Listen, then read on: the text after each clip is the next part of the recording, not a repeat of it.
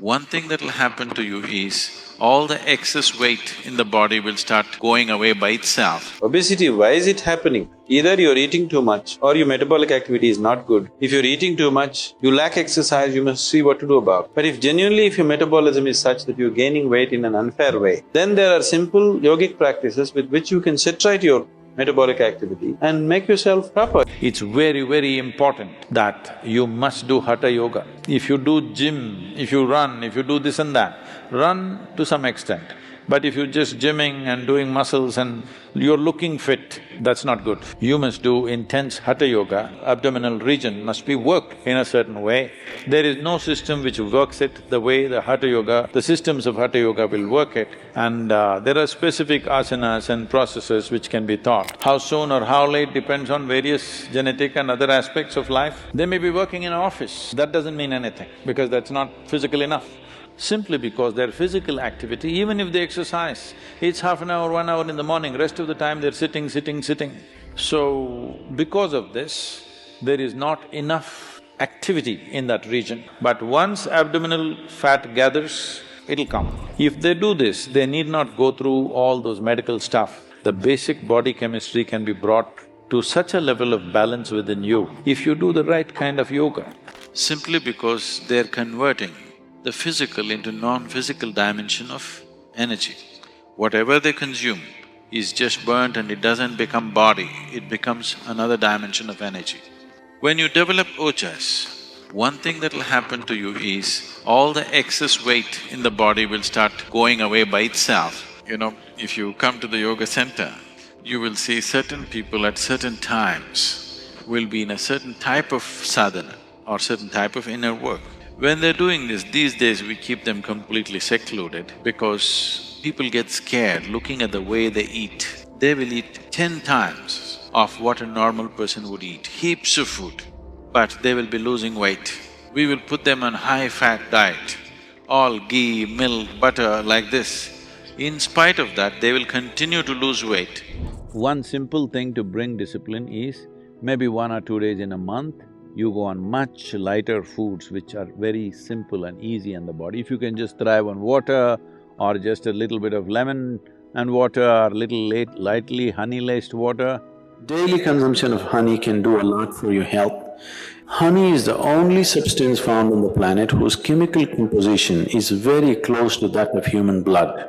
If you change a few things, it's almost like blood.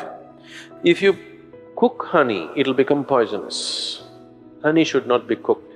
You should put it in warm water, not in boiling hot water. If you put it in hot water, it sets off a certain kind of enzymes, behave in a certain way in the honey that it tends to take away weight from the body.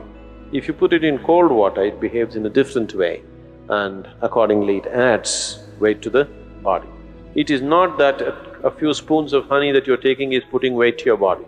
It is just that it sets off a certain reaction in your system that your absorption rate is such that you tend to gain weight. In the yoga center, everybody eats at 10 o'clock in the morning and at 7 o'clock in the evening. Our lives are very physically active. There are no automobiles inside the ashram, it's a large place. Everybody either walks or cycles. Even if you have to go to the dining hall, it's a kilometer. If you want to go to your workplace, it's half a kilometer, 1 kilometer, like this. All the time, people are physically active. So everybody is very hungry. By the time it's 3:30, 4 o'clock in the evening, they're extremely hungry.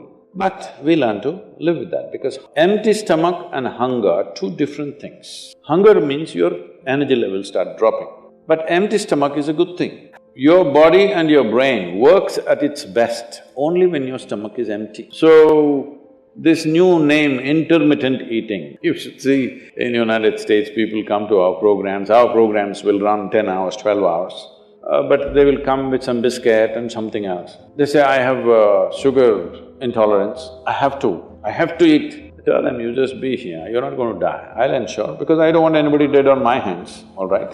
I'll make sure. You first day, no, I have to eat. By third day, they gave up all that. 12 hours without food they sat there, they're perfectly fine. Health is not something you can do from outside, health is something you have to do from within. This is designed for health.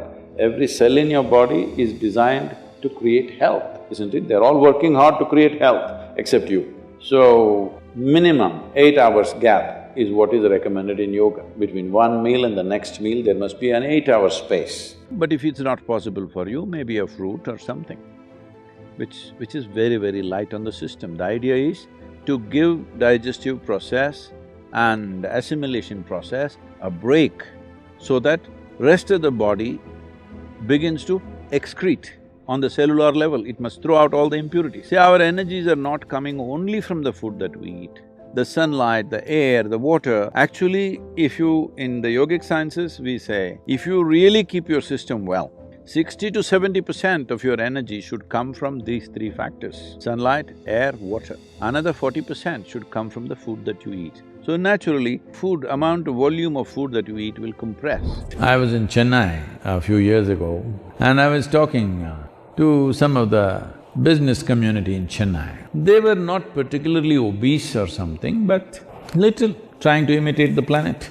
Not by being on a spin, in form, I mean. So I said, as a generation of people, look at your condition.